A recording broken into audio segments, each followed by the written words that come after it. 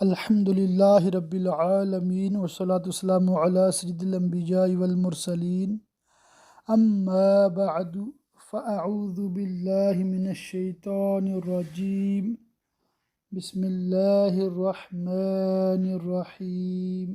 سبق نمبر 68 تصوف، احیاء العلوم، جلد نمبر 4، مطبوعہ مکتبۃ المدینہ دعوت اسلامی۔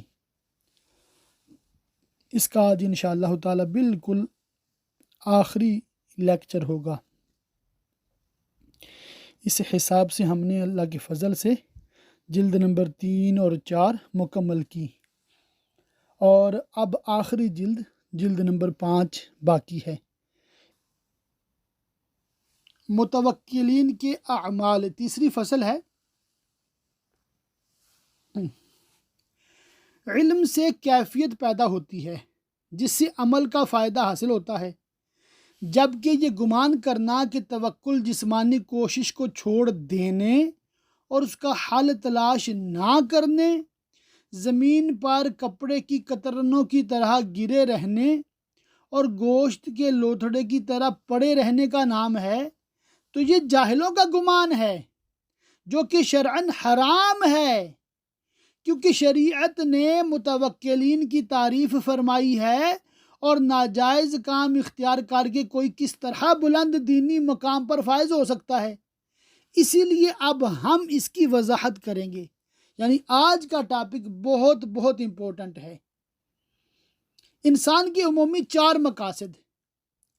توکل کا اثر اس وقت ظاہر ہوتا ہے جب بندہ اپنے علم کے مطابق مقصد کو پانے کے لیے کوشش اور حرکت کرے، کیونکہ بندہ اپنی کوشش پر اختیار رکھتا ہے، اور یہ کوشش کبھی فائدہ حاصل کرنے کے لیے ہوتی ہے جو ابھی حاصل نہیں، جیسے مال کمانا، اور کبھی موجودہ فائدے کو محفوظ کرنے کے لیے ہوتی ہے جیسے ذخیرہ اندوزی، اور کبھی آئندہ آنے والے نقصان کو دور کرنے کے لیے ہوتی ہے جیسے حملہ آور، چور یا کسی درندے کو بھگانا، اور کبھی موجودہ نقصان دہ چیز کو دور کرنے کے لیے ہوتی ہے جیسے دوائی کے ذریعہ مرض دور کرنا۔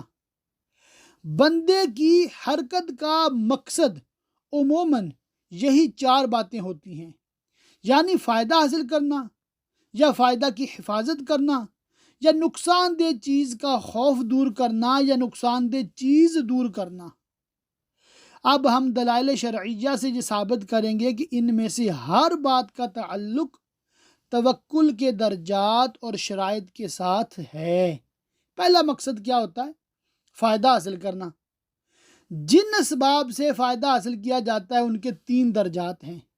اسباب کے 3 درجات، پہلا ہے یقینی، دوسرا ہے ظنی جن پر اعتماد ہو، تیسرا خیالی جو نہ پختہ ہوں نہ ان پر دل مطمئن ہو۔ یقینی اسباب کون سے ہیں؟ یہ ان اسباب کی طرح ہے جو اللہ عز و جل کے حکم سے چیزوں کے ساتھ قائم ہو چکے ہیں اور ان سے جدا نہیں ہوں گے۔ مثلا تمہارے سامنے کھانا رکھا ہو، تم بھوکے ہو اور تمہیں اس کی ضرورت ہو، لیکن تم اپنا ہاتھ اس کی طرف نہ بڑھاؤ اور یوں کہو میں توکل کرتا ہوں، اور وجہ یہ بتاؤ کہ توکل کی شرط کوشش نہ کرنا ہے، جبکہ کھانے کی جانب ہاتھ بڑھانا، اسے دانتوں سے چبانا اور اوپر نیچے کے جبڑوں کے ذریعہ نگل لینا کوشش اور حرکت کرنا ہے، جو کہ توکل کی شرط کے خلاف ہے۔ یہ سراسر پاگل پن ہے جس کا توکل سے کوئی تعلق نہیں۔ اللہ اللہ، آج امام غزالی رحمۃ اللہ الوالی صحیح کلاس لے رہے ہیں۔ وسوسہ اور اس کا علاج۔ اگر تم اس بات کا انتظار کرتے ہو اور تمہارا خیال ہے کہ اللہ عز و جل بغیر روٹی کے تمہاری بھوک مٹا دے گا، یا روٹی میں حرکت پیدا کر دے گا اور وہ خود تمہاری طرف آئے گی، یا کسی فرشتہ کو پابند کر دے گا اور وہ روٹی چبا کر تمہارے پیٹ میں پہنچا دے گا، تو تم اللہ کے طریقہ کار کو نہ سمجھ سکے۔ یہ اسی طرح ہے کہ تم زمین کاشت نہ کرو اور یہ امید باندھو کہ اللہ عز و جل بغیر بیج کے فصل تیار کر دے گا۔ یا یہ امید باندھو کہ بیوی سے ہم بستری کے بغیر اولاد پیدا کر دے گا، جیسے کنواری حضرت سیدتنا بی بی مریم رضی اللہ تعالیٰ عنہا سے حضرت سیدنا عیسیٰ علیہ السلام کی ولادت ہوئی۔ ایسی امیدیں باندھنا پاگل پن ہے۔ اس طرح کی مثالیں بے شمار ہیں۔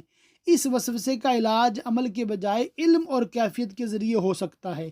علم کے ذریعے اس طرح کہ تم یہ جان لو کہ اللہ عز و جل نے کھانے کو پیدا کیا، ہاتھوں کو پیدا کیا، دانتوں کو پیدا کیا اور حرکت کرنے کی طاقت کو پیدا کیا، اور وہی ہے جو تمہیں کھلاتا اور پلاتا ہے۔ سبحان اللہ۔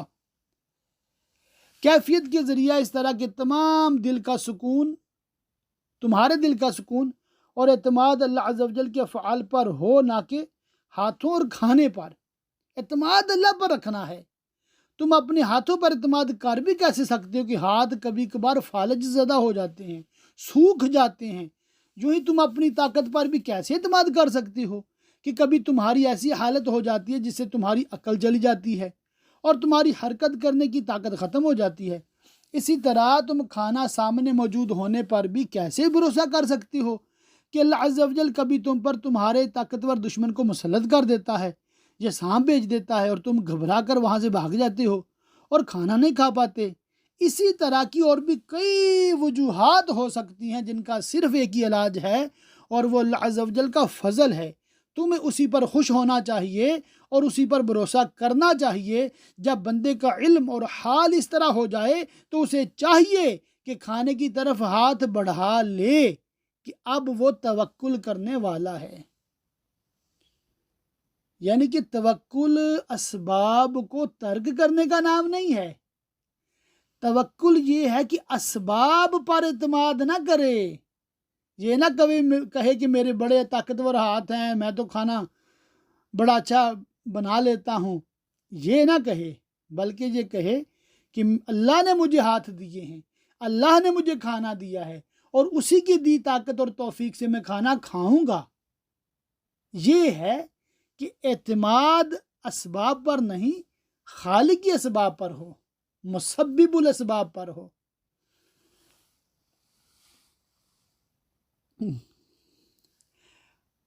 یہ تو تھا یقینی اسباب۔ دوسرا ہے ظنی اسباب۔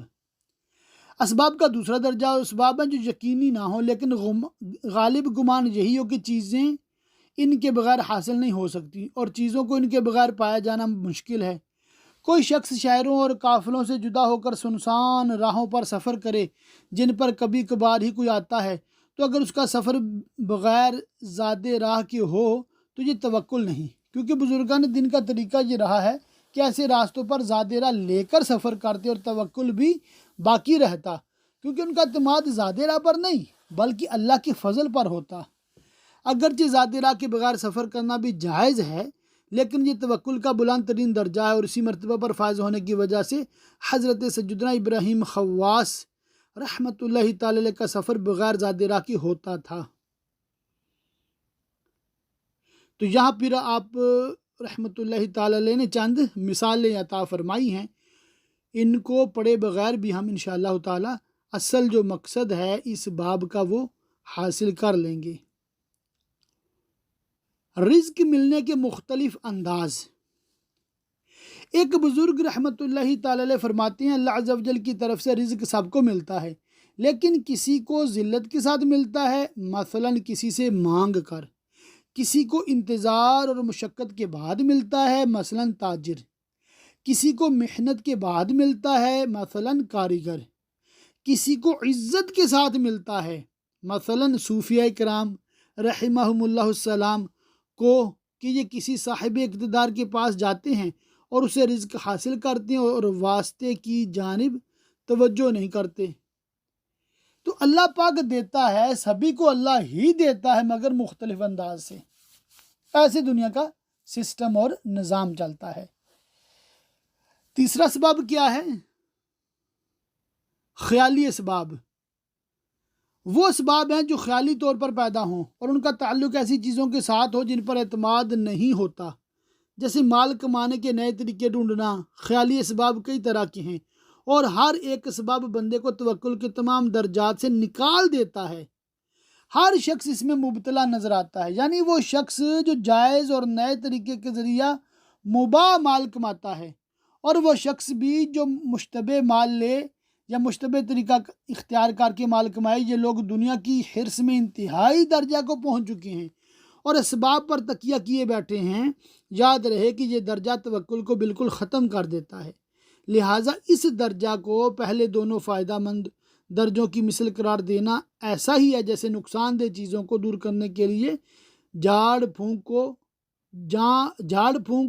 کروانا، فال لینا اور جسم داغنا، کیونکہ رسول اکرم صلی اللہ علیہ وسلم نے متوکلین کے جو اوصاف بیان فرمائے ہیں کہ وہ ان سے بچتے ہیں، اور یہ نہیں فرمایا کہ وہ کوشش نہیں کرتے یا آبادی میں نہیں رہتے یا کسی سے کوئی چیز نہیں لیتے، بلکہ یہ فرمایا کہ متوکلین ان اسباب کو اختیار کرتے ہیں جن اسباب پر بھروسہ کیا جاتا ہے۔ ان کی مثالیں بے شمار جنہیں گننا ممکن نہیں۔ حضرت سیدنا سہل بن عبداللہ تستری رحمۃ اللہ تعالی علیہ فرماتے ہیں، توکل کوشش کو چھوڑ دینے کا نام ہے، اور آپ فرماتے ہیں اللہ عز و جل نے مخلوق کو پیدا فرمایا لیکن اپنے اور ان کے درمیان کوئی پردہ نہیں رکھا، البتہ پردہ مخلوق کی جانب سے ہے جو کہ کوشش میں پڑے رہنا ہے۔ شاید مذکورہ قول سے مراد غور و فکر کر کے دور والے اسباب کو چھوڑنا ہے، کیونکہ انہی اسباب میں کوشش کی ضرورت ہوتی ہے، واضح اسباب میں اس کی ضرورت نہیں ہوتی۔ ظاہر ہو گیا کہ اسباب دو طرح کے ہوتے ہیں، وہ جنہیں اختیار کرنا توکل سے نکال دیتا ہے، اور دوسرے وہ جو توکل سے نہیں نکالتے۔ ان کی مزید دو قسمیں ہیں، ایک وہ جو یقینی ہوتے ہیں، دوسرے وہ جو غالب گمان ہوتے ہیں۔ یقینی اسباب اختیار کر کے بندہ توکل سے نہیں نکلتا، بشرطے کہ توکل کی کیفیت اور علم پایا جائے۔ علم سے مراد اللہ پر بھروسہ کرنا ہے، نیز یقینی اسباب میں کیفیت اور علم کے ذریعہ توکل ہوتا ہے، عمل کے ذریعہ نہیں، جبکہ غالب گمان میں کیفیت، علم اور عمل تینوں کے ذریعہ توکل ہوتا ہے۔ مزید آسانی کے لیے آگے کیٹیگری بنی ہے، متوکلین کے 3 درجے ہیں۔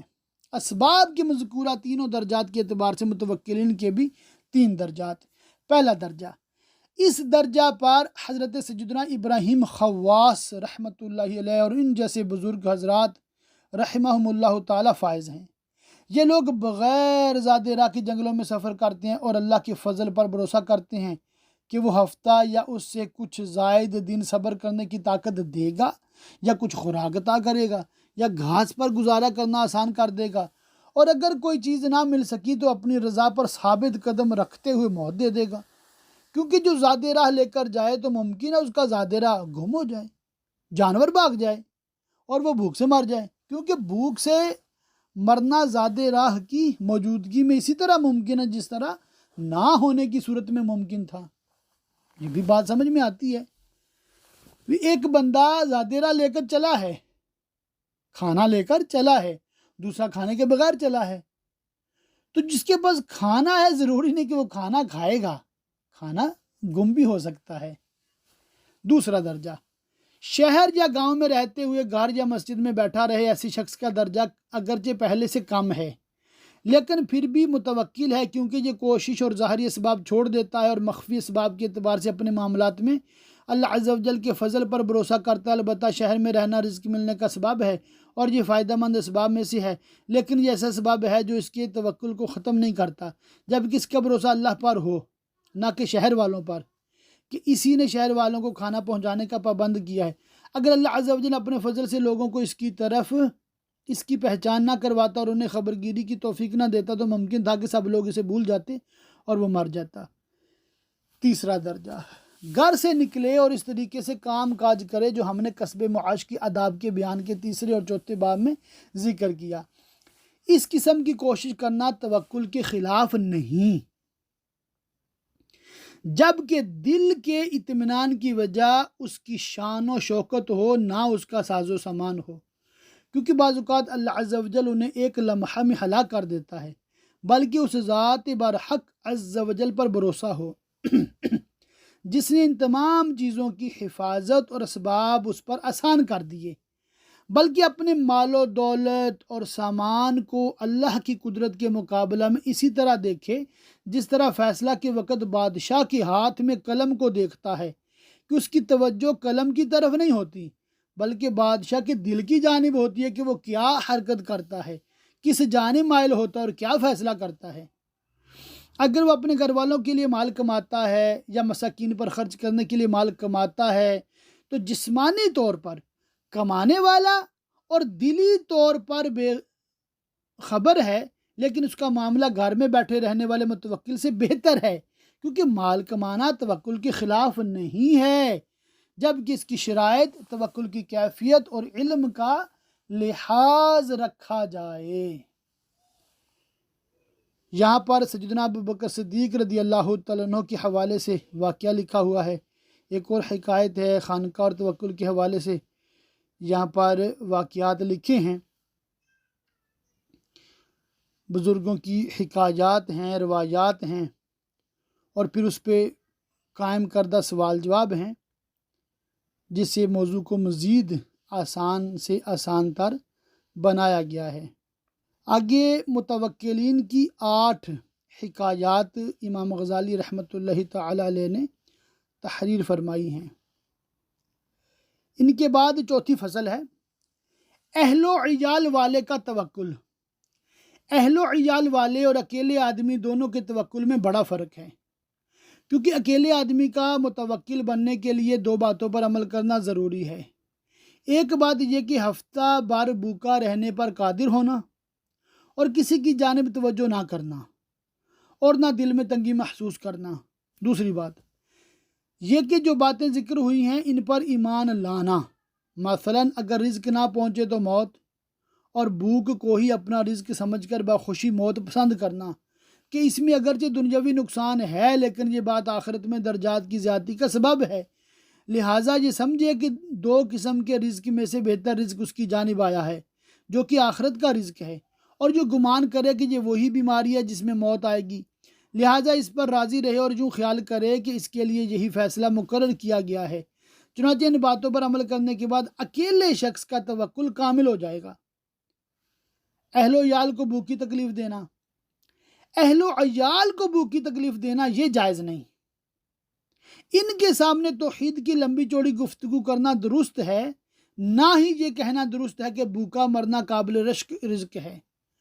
اگرچہ یہ کبھی کبھار پایا جاتا ہے، اس قسم کی دیگر باتیں کرنا بھی درست نہیں، کیونکہ اہل و عیال والے کے لیے درست یہی ہے کہ کمائی کرنے والے کی طرح توکل کرے، جو کہ تیسرا درجہ ہے، جس طرح خلیفہ اول امیر المومنین حضرت سیدنا ابوبکر صدیق رضی اللہ تعالیٰ عنہ نے کمانے کے لیے بازار تشریف لا کر توکل کیا تھا۔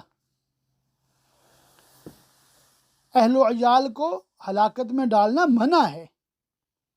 تو یہ مطلب آج ہمیں بہت ہی عمدہ اور پیاری بات امام غزالی رحمۃ اللہ تعالی علیہ سے سیکھنے کو ملی ہے کہ ہمیں توکل کرنا ہے، اور توکل کس طرح کیا جاتا ہے۔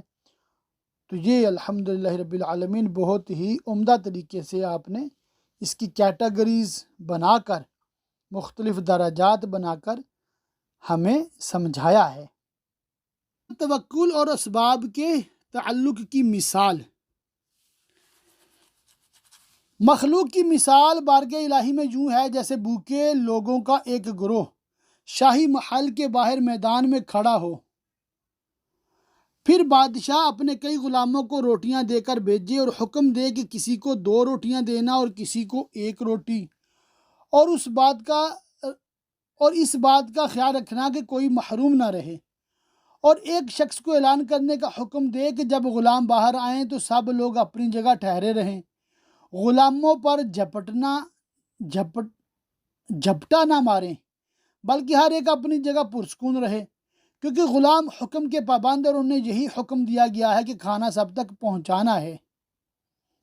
اگر کسی نے غلاموں پر جھپٹا مارا اور انہیں تکلیف دی اور 2 روٹیاں چھینی، تو جب وہ میدان کے دروازے سے باہر جائے گا میں اس کے پیچھے ایک غلام دوڑاؤں گا جو اسے پکڑ لائے گا، پھر میں اسے اتنی مدت تک سزا دوں گا جو مجھے معلوم ہے لیکن تمہیں معلوم نہیں، اور جس نے غلاموں کو تکلیف نہ دی بلکہ پرسکون رہا اور غلام کی طرف سے ملنے والی ایک ہی روٹی پر قناعت کی، تو میں اسے اس دن عمدہ لباس پہناؤں گا جس دن پہلے کو سزا دوں گا، اور جو اپنی جگہ ٹھہرا رہا مگر اس نے 2 روٹیاں لیں اسے سزا ملے گی نہ انعام ملے گا، یعنی کہ سزا بھی نہیں ملے گی انعام بھی نہیں ملے گا، اور اگر کسی کو میرے غلاموں سے کچھ نہ ملا اور وہ غلاموں پر ناراض ہوئے بغیر رات بھر بھوکا رہا اور خواہش نہ کی کہ کاش کوئی غلام مجھے روٹی دے جاتا، تو میں ایسے شخص کو کل اپنا وزیر بناؤں گا اور سلطنت کے معاملات اس کے سپرد کر دوں گا۔ تو یہ ایک مثال دے کر امام غزالی رحمۃ اللہ تعالی علیہ نے سمجھایا ہے کہ دنیا میں ہمارا یہ حال ہے کہ جن کو اللہ پاک کم نوازتا ہے اور وہ واہ ویلا نہیں کرتے، خوش رہتے ہیں اللہ کی تقسیم پہ، ان کو آخرت میں بہت درجات ملیں گے۔ سبحان اللہ۔ دوسرا مقصد فوائد کی حفاظت کرنا۔ جس شخص کو کام کاج کر کے یا مانگ کر یا وراثت سے یا کسی اور طریقہ سے مال ملے اور وہ اسے محفوظ کرنا چاہے تو اس کی 3 حالتیں ہو سکتی ہیں۔ مال محفوظ کرنے والے کی 3 حالتیں۔ پہلی حالت، فی الوقت بقدر حاجت مال لے لے، یعنی بھوکا ہے تو کھانا کھا لے، برہنہ ہے تو کپڑا پہن لے، اور مکان کی ضرورت ہے تو چھوٹا سا مکان لے لے، اور اسی وقت باقی مال صدقہ کر دے اور اپنے لیے کچھ نہ رکھے۔ ایسا شخص یقیناً توکل کے تقاضوں کو پورا کرنے والا ہے، جو کہ بلند درجہ ہے۔ البتہ اچھی نیت سے مال محفوظ کرنا چاہے تو کر سکتا ہے، مثلاً کسی ضرورت مند کی ضرورت پوری کرنے کی نیت سے بقدر ضرورت مال محفوظ کرنا۔ دوسری حالت، یہ حالت پہلی کے برخلاف ہے کہ اس میں بندہ متوکل نہیں رہتا، یعنی 1 سال یا اس سے بھی زیادہ عرصے کے لیے مال محفوظ کرنا۔ ایسا شخص ہرگز متوکل نہیں ہو سکتا۔ کسی دانا کا قول ہے کہ 3 قسم کی مخلوق مال جمع رکھتی ہے: چوہا، چیونٹی اور انسان۔ تیسری حالت، 40 دن یا کم دنوں کے لیے مال محفوظ کرنا۔ ایسے شخص کے بارے میں اختلاف ہے کہ کل بروز قیامت متوکلین کے درجہ پر فائز ہوگا یا نہیں۔ اللہ اللہ۔ جمع مال کی مقدار مقرر نہیں، یہ ہر ایک کا مطلب الگ الگ حساب ہے۔ تو اصل اس میں وہی بات جو مطلب بار بار ریپیٹ ہو رہی ہے کہ مال کا ہونا یا نہ ہونا یہ اصل چیز نہیں ہے۔ اصل چیز یہ ہے کہ دل جو ہے اس میں مال کی ہرس نہ ہو، دل اللہ کی طرف مشغول ہو۔ مال ملا، ضرورت کے مطابق رکھ لیا، باقی اللہ کی راہ میں دے دیا۔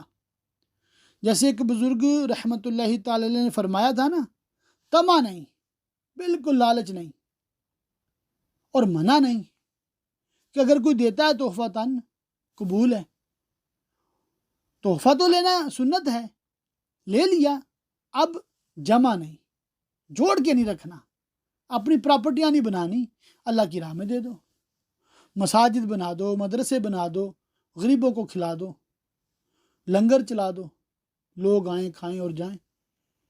تو یوں مطلب کہ ایک انداز ہونا چاہیے۔ آگے 6ٹھی فصل ہے گھریلو سامان کے متعلق متوکل کے لیے آداب۔ جو متوکل اپنے گھر میں سامان رکھتا ہے، گھر سے نکلتے وقت درج ذیل آداب کا خیال رکھے۔ پہلا ادب، دروازہ بند کر دے، البتہ زیادہ حفاظتی انتظامات نہ کرے، جیسے تالا لگانے کے باوجود پڑوسی کو دیکھ بھال کا کہنا یا کئی تالے لگا دینا۔ دوسرا ادب، گھر میں ایسا سامان نہ رکھے جو چوروں کو چوری پر آمادہ کرے کہ یہ ان کے گناہوں میں پڑنے کا سبب ہوگا یا ان کی دلچسپی کا باعث ہوگا۔ تیسرا ادب، بحالت مجبوری کوئی چیز چھوڑ کر جانا پڑے تو یہ نیت کرے کہ چور کو مسلط کرنے کا جو فیصلہ اللہ عز و جل نے فرمایا ہے اس پہ راضی ہوں، اور جو کہے چور جو مال لے گا وہ اس کے لیے حلال ہے یا وہ اللہ کی رضا کے لیے مباح ہے، اور اگر چور فقیر ہوا تو اس پر صدقہ ہے، بہتر یہ کہ فقیر کی شرط نہ لگائے۔ چوتھا ادب، متوکل کے لیے گھریلو سامان کے متعلق ایک ادب یہ ہے کہ جب لوٹ کر آئے اور مال چوری پائے تو غم نہ کرے، بلکہ ممکن ہو تو خوش ہو کر یہ کہے اگر چوری ہونے میں بہتری نہ ہوتی تو اللہ عز و جل مال واپس نہ لیتا۔ اگر مال وقف نہ کیا تھا تو اسے زیادہ تلاش نہ کرے، نہ کسی مسلمان پر بدگمانی کرے، اور اگر رضا الہی کی خاطر وقف کر دیا تھا تو اب اسے بالکل تلاش نہ کرے کہ وہ مال اس کی آخرت کے لیے ذخیرہ ہو چکا۔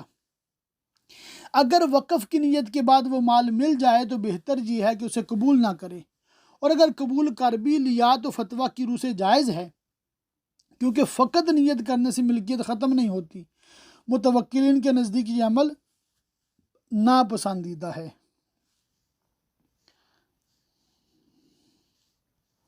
پانچواں ادب، متوکل کے گھریلو سامان کے متعلق آداب میں یہ سب سے کم درجہ ہے کہ چور کے لیے بد دعا نہ کرے۔ اگر بد دعا کرے گا تو توکل ختم ہو جائے گا۔ اس کی وجہ یہ ہے کہ اس نے چوری ہونے کو ناپسند کیا اور افسوس کیا، یوں اس کا زہد ختم ہو گیا۔ اور اگر بد دعا کی تو وہ ثواب بھی نہ ملے گا جو اس مصیبت پر ملتا ہے، جیسا کہ حدیث پاک میں ہے، جس نے اپنے اوپر ظلم کرنے والے کو بد دعا دی اس نے خود بدلہ لے لیا۔ اللہ اکبر، اللہ اکبر، کتنی بڑی بات ہمیں سیکھنے کو ملی ہے۔ چوتھا مقصد، مرض و نقصان دہ چیز کو دور کرنا۔ مرض دور کرنے کے اسباب، مرض دور کرنے کے اسباب تین طرح کے ہیں۔ یقینی، روٹی اور پانی کی، یہ دونوں بھوک اور پیاس کے نقصان کو دور کرنے میں یقینی سبب ہیں۔ دوسرا ظنی، جسم سے خراب خون نکلوانا، قبض دور کرنے والی دوا پینا، گرم چیزوں سے جسمانی ٹھنڈک اور ٹھنڈی چیزوں سے جسمانی گرمی کا علاج کرنا، یہ فن طب میں ظاہری اسباب ہیں۔ تیسرا وہمی اسباب، بدن داغنا، جھاڑ پھونک کروانا۔ یقینی اسباب، ان سے دور رہنا توکل کے خلاف نہیں بلکہ موت کا خوف ہو تو انہیں اختیار نہ کرنا حرام ہے۔ مطلب یقین ہے نا، روٹی کھاؤں گا تو بھوک جاتی رہے گی، روٹی نہیں کھائی، بھوک ہڑتال کر دی اور مر گیا، یہ حرام موت ہے، کیونکہ یقینی اسباب کو اس نے ترک کیا ہے۔ یہ توکل کے خلاف ہے روٹی نہ کھانا۔ دوسرا وہمی اسباب، انہیں اختیار نہ کرنا توکل کی شرط ہے، کیونکہ اللہ عز و جل کے محبوب صلی اللہ علیہ وسلم نے متوکل کے یہی اسباب بیان فرمایا کہ وہ بدن داغتے ہیں نہ جھاڑ پھونک کرواتے ہیں۔ سب سے بڑھ کر وہمی اسباب بدن داغنا، جھاڑ پھونک کروانا اور فال نکلوانا، ان پر اعتماد اور بھروسہ کرنا ظاہری اسباب میں ڈوب جانا ہے۔ ظنی اسباب یعنی درمیانہ درجہ، مثلا طبیب کا ظاہری اسباب کے ذریعے علاج کرنا۔ وہمی اسباب کے برخلاف ظنی اسباب اختیار کرنا توکل کے خلاف نہیں۔ حضور نبی کریم صلی اللہ علیہ وسلم کے قول و فعل اور علاج تجویز کرنے سے یہ بات ثابت ہے کہ دوا استعمال کرنا توکل کے خلاف نہیں۔ یہاں پر پھر نبی کریم صلی اللہ علیہ وسلم کی چند احادیث مبارکہ کے ذریعہ سے امام غزالی رحمۃ اللہ تعالی علیہ نے اس بات کو خوب واضح طور پر بیان کیا ہے کہ شفا دینے والی ذات اللہ تعالیٰ کی ہے بے شک، مگر ظاہری اسباب اختیار کرتے ہوئے دعا کرنا بالکل جائز ہے۔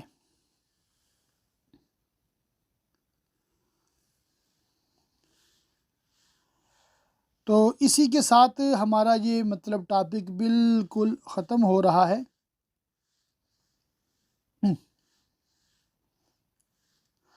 چند منٹ آپ کے آج کے بیان میں زیادہ لے رہا ہوں، وجہ وہی کہ انشاءاللہ تعالی اس کو ہم نے آج مکمل کرنا ہے۔ 8ویں فصل ہے، علاج بالکل نہ کرنے کو اچھا جاننا درست نہیں۔ اگر کوئی کہے کہ علاج کروانا سرکار مدینہ قرار قلب و سینہ صلی اللہ تعالیٰ علیہ وسلم کی عمل مبارک کی وجہ سے امت کے لیے سنت ہو گیا ہے، ورنہ یہ عمل ان کا ہے جن کا یقین کمزور ہو، لہٰذا مضبوط یقین والوں پر علاج چھوڑ کر توکل کرنا واجب ہے، تو ایسے شخص کو یوں کہا جائے گا کہ پھر تو خون کی گرمی کی وقت پچھنے اور فصل سے بچنے کو شرط قرار دیا جائے۔ اگر وہ جواباً کہے یہ بھی شرط ہے تو پوچھا جائے اگر یہ بات ہے تو پھر بچھو یا سانپ کے کاٹنے پر ان کے زہریلے اثرات دور نہ کرنا بھی شرط ہونا چاہیے، کیونکہ خون کی گرمی باطن کو ڈستی ہے تو بچھو ظاہر کو ڈستا ہے، ان دونوں میں کیا فرق ہے؟ اگر وہ شخص اسے بھی شرط قرار دے تو کہا جائے پھر تو پانی کے ذریعہ پیاس بجھانی چاہیے، نہ روٹی کے ذریعے بھوک مٹانی چاہیے، اور نہ ہی گرم کپڑوں کے ذریعے سردی سے بچنا چاہیے۔ ایسی بات کا کوئی اقرار نہیں کرتا، نیز ان تمام درجات میں کوئی فرق نہیں، کیونکہ ان تمام اسباب کو اللہ عز و جل نے ترتیب دیا ہے اور ایک مخصوص طریقے پر جاری فرما دیا ہے۔ مذکورہ تمام باتوں کا توکل کی شرط نہ ہونے کی دلیل صحابہ کرام کا وہ واقعہ ہے کہ جب امیر المومنین حضرت سیدنا عمر فاروق اعظم رضی اللہ تعالیٰ عنہ نے صحابہ کرام علیہم رضوان کے ساتھ ملک شام کی جانب سفر کیا اور مقام جابیہ کے قریب پہنچے تو خبر آئی کہ شام میں ایک وبا پھوٹنے کی وجہ سے کافی اموات ہو چکی ہیں۔ اب صحابہ کرام علیہم رضوان دو رائے میں تقسیم ہو گئے۔ ایک گروہ کی رائے تھی ہم وبا والے مقام پر نہیں جائیں گے کہ یہ خود کو ہلاکت پر پیش کرنا ہے، جبکہ دوسرے گروہ کا کہنا تھا کہ ہم جائیں گے اور توکل کریں گے کہ ہم اللہ عز و جل کی تقدیر سے بھاگ سکتے ہیں نہ موت سے، اور اگر ہم نے ایسا کیا تو کہیں ان لوگوں کی طرح نہ ہو جائیں جن کے بارے میں اللہ عز و جل نے ارشاد فرمایا، ترجمہ کنز الایمان، اے محبوب کیا تم نے نہ دیکھا انہیں جو اپنے گھروں سے نکلے اور وہ ہزاروں تھے موت کے ڈر سے۔ بالآخر معاملہ حضرت سیدنا عمر رضی اللہ تعالیٰ عنہ کی خدمت میں پیش کیا۔ اگر آپ کی رائے معلوم کی گئی تو آپ نے فرمایا ہم واپس لوٹیں گے اور وبا والی جگہ نہیں جائیں گے۔ اختلاف رائے رکھنے والے گروہ نے عرض کی کیا ہم تقدیر الہی سے بچ کر بھاگ سکتے ہیں؟ فرمایا ہم تقدیر الہی سے تقدیر الہی کی ہی جانب جا رہے ہیں۔ یہ کہہ کر آپ نے ایک مثال ارشاد فرمائی، اگر تم میں سے کسی کے پاس بکریوں کا ریوڑ ہو اور وہ ایسی وادی میں پہنچ جائے جس کی ایک جانب تو سرسبز و شاداب ہو جبکہ دوسری جانب بنجر ہو، اگر وہ اپنا ریوڑ سرسبز شاداب حصہ میں چراتا ہے تو کیا تقدیر الہی کے مطابق نہیں ہوگا؟ یوں ہی اپنا ریوڑ بنجر حصہ میں چرائے تو کیا تقدیر الہی کے مطابق نہیں ہوگا؟ صحابہ کرام علیہ رضوان نے کہا تقدیر الہی کے مطابق ہوگا۔ پھر حضرت سیدنا عبد الرحمن بن عوف رضی اللہ تعالیٰ عنہ کو رائے جاننے کے لیے بلوایا گیا جو کہ اس وقت موجود نہ تھے۔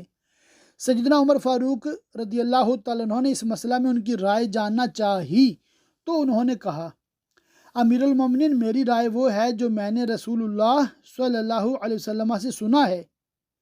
یہ سن کر سیدنا عمر رضی اللہ تعالیٰ عنہ فرتے خوشی سے فوراً کہا اللہ اکبر۔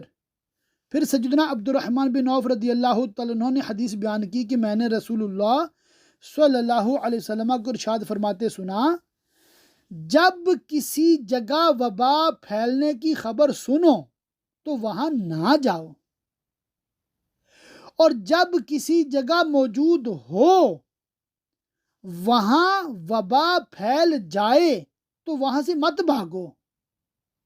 حضرت سیدنا عمر رضی اللہ تعالیٰ عنہ اس فرمان کو سن کر بے حد خوش ہوئے اور اللہ کا شکر ادا کیا کہ ان کی رائے حدیث پاک کے مطابق ہوئی، اور لوگوں کے ساتھ وہاں سے واپس تشریف لے آئے۔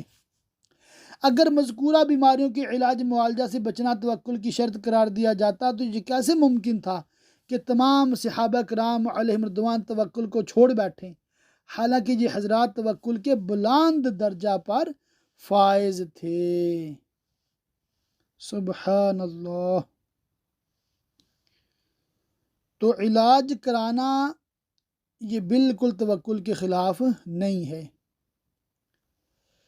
متوکلین کا بیماری ظاہر کرنا اور کبھی اس کو چھپانا، جان لیجیے بیماری چھپانا اور محتاجی اور دیگر مصیبتوں کا اظہار نہ کرنا نیکیوں کا خزانہ ہے جو کہ بلند ترین مقام ہے، کیونکہ تقدیر الہی کے فیصلے پر راضی رہنا اور مصیبت پر صبر کرنا ایک ایسا معاملہ ہے جو بندے اور اس کے رب کے درمیان ہے، لہٰذا بیماری اور مصیبت کے اظہار سے زیادہ سلامتی اس میں ہے کہ معاملے کو چھپایا جائے، اور اگر ارادہ اور نیت درست ہو تو اظہار کرنے میں کوئی حرج نہیں۔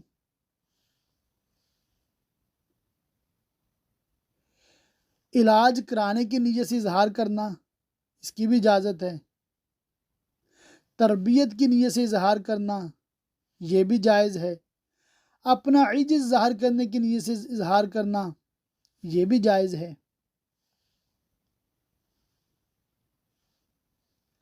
ایک عنوان ہے بیماری کا اظہار کب شکوہ ہے۔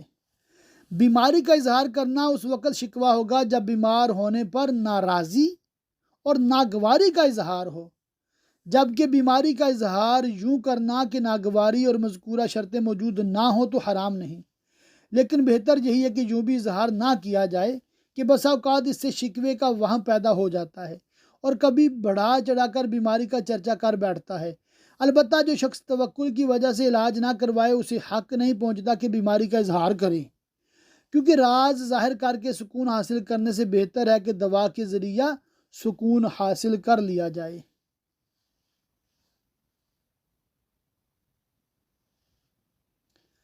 بالکل آخری بات، بیماری میں بھی احتیاط۔